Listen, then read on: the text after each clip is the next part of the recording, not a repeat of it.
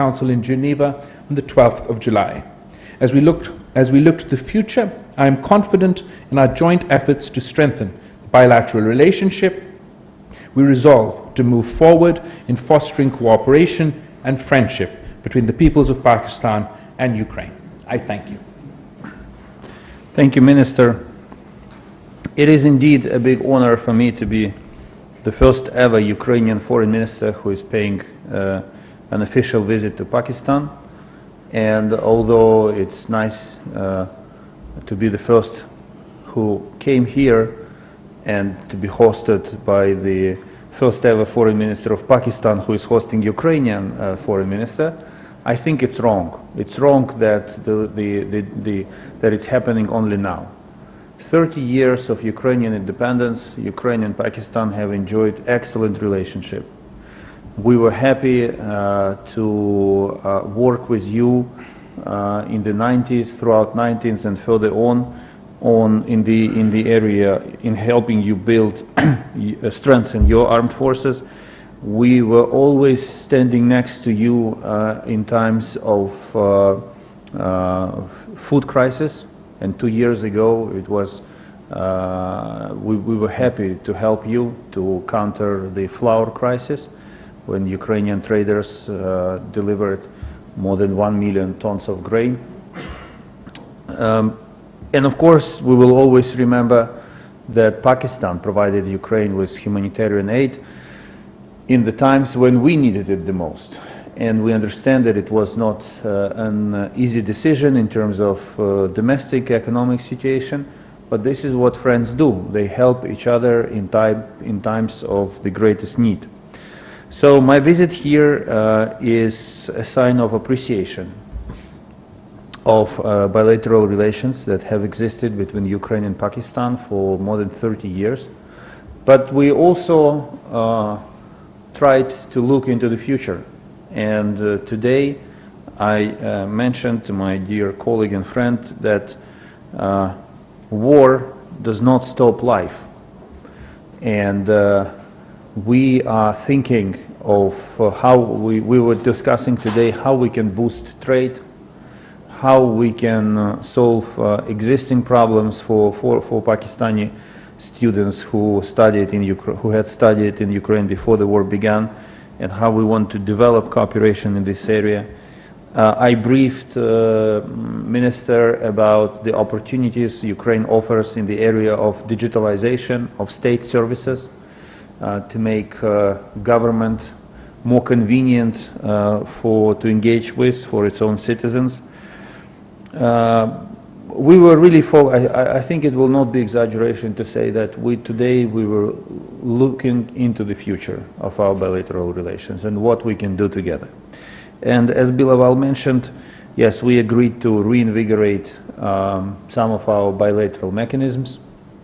We will be looking forward to holding the inaugural meeting of the Ukrainian-Pakistani Commission on Economic Cooperation. And one more issue that became particularly topical since Monday, it's the future of the Black Sea Grain Initiative. I briefed Minister about the rationale behind Russia's withdrawal from this initiative, about its consequences for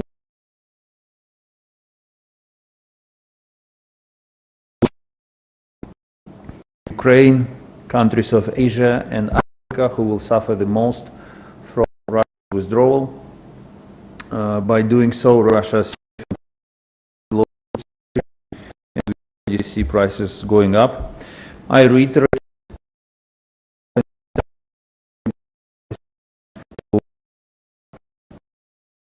to work with your country.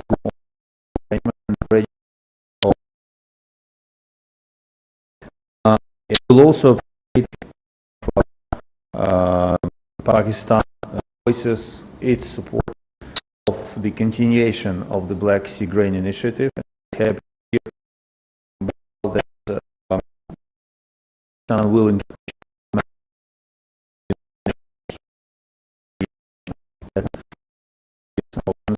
Grain Initiative. Thank you again for this to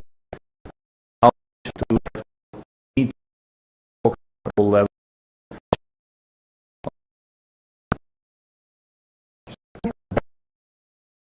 Mr. Raja Mohsin Ejaz of ALY. Thank you very much, sir. My question was to our visiting dignitary. Sir, what brings you to the Pakistan given the significance, because you are the first foreign minister of Ukraine to visit Pakistan in 30 years? Thank you very much. I think I already answered your question, but now, in addition to the reasons I mentioned, it was definitely worth coming because I enormously enjoyed Pakistani food. Especially the dessert, whose name I forgot. Kulfi. Yes, especially the dessert.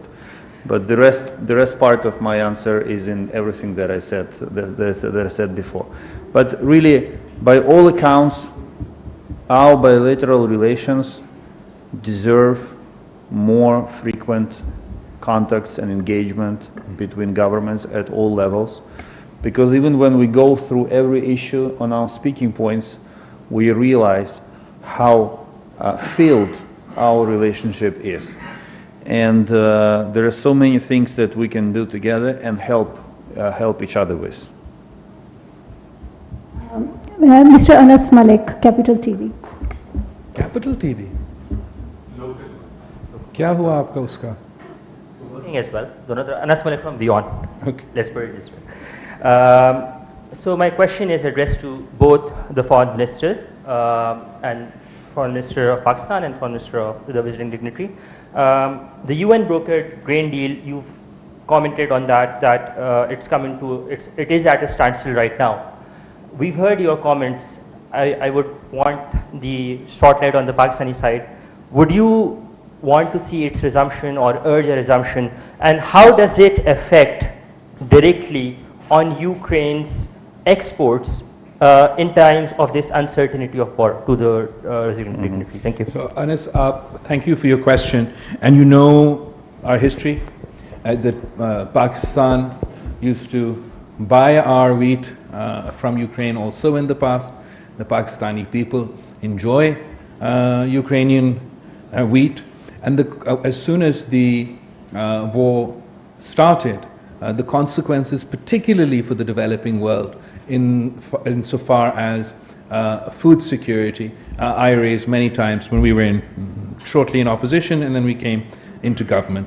The Black Sea Grain Initiative was heralded at the time of its announcement, and most of us in the developing world breathed a big sigh of relief, and that this would address in a large way the issues and challenges that we faced with food security.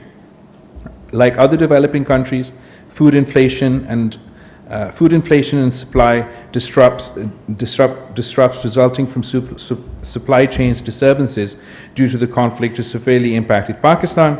The Black Sea Grain Initiative was a positive undertaking. The United Nations, Turkey, and Ukraine and Russia.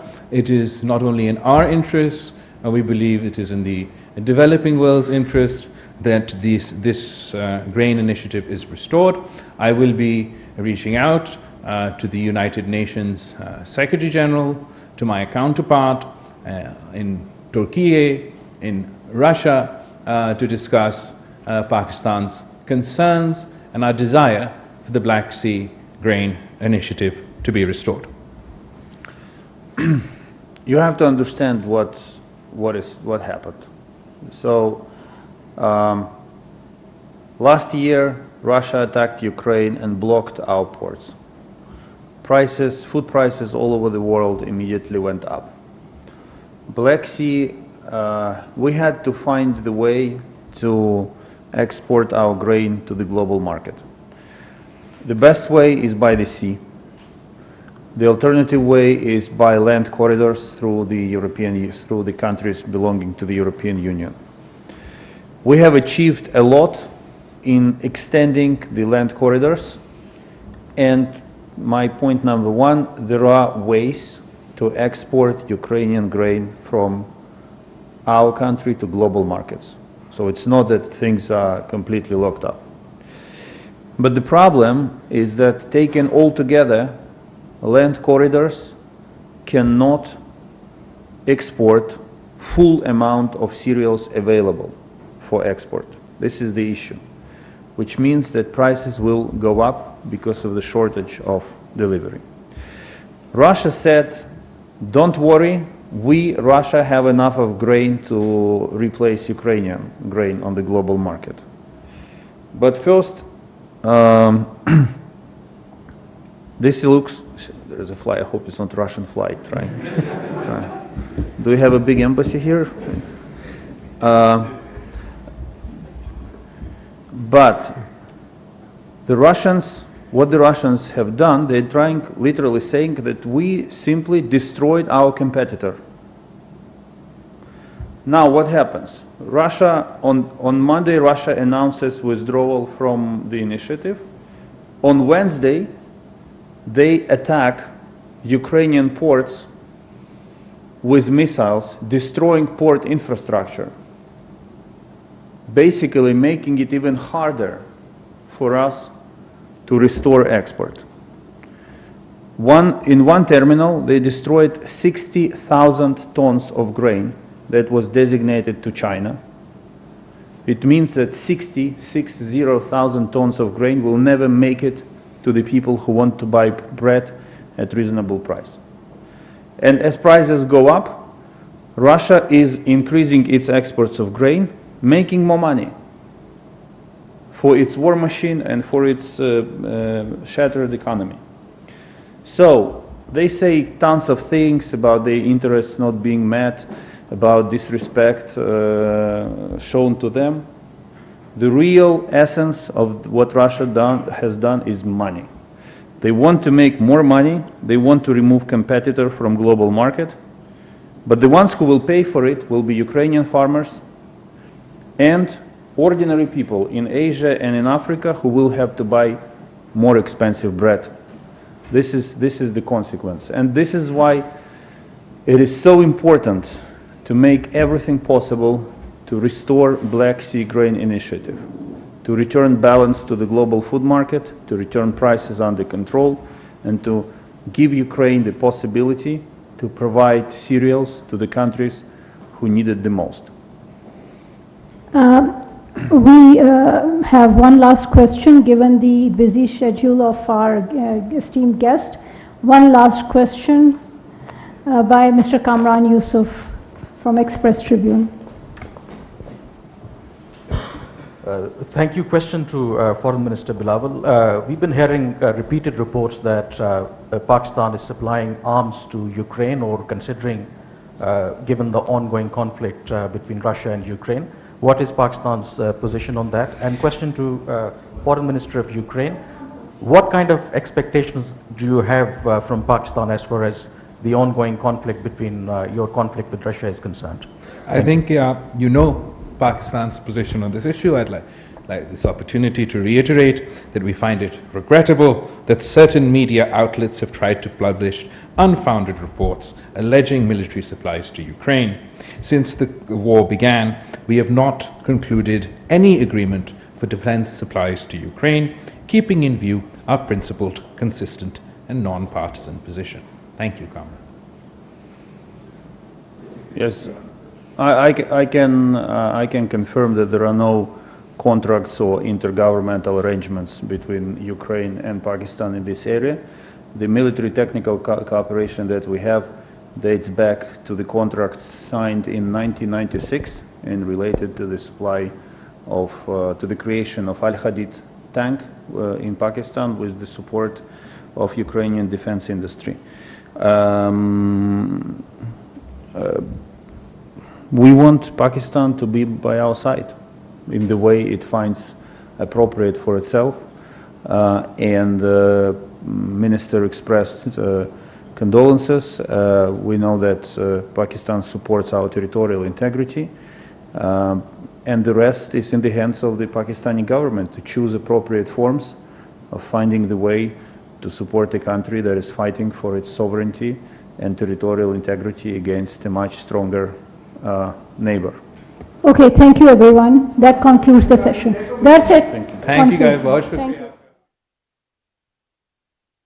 Joint presser was just held in Islamabad, where Foreign Minister Bilawal Bhutto Zardari and his Ukrainian counterpart Dmitry Kuleba briefed the media. Foreign Minister Bilawal Bhutto Zardari said that Pakistan enjoys long friendly ties with Ukraine, and we agreed to enhance engagement in various fields, and we sent humanitarian aid to Ukraine. While addressing the joint presser, Ukrainian Foreign Minister said that it is his honor for him to visit Pakistan as first Foreign Minister of Ukraine. He discussed cooperation in diverse fields. He said his visit here in Pakistan is sign of appreciation of bilateral relations between both of the countries.